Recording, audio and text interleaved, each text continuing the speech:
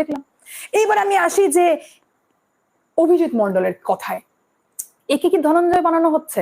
একে এই কারণে আমি বলছি যে ধনঞ্জয় বানানো হচ্ছে কিনা, কারণ সারা রাত ধরে একে জেরা করা হয় এবং সূত্রের মারফত আমরা একটা খবর পেয়েছিলাম যে তার মোবাইল থেকে কল রেকর্ডিং পাওয়া গেছে যে বিনীত গোয়েলের সাথে একাধিকবার 9 তারিখে এই ব্যক্তি ফোনে কথা বলেছেন।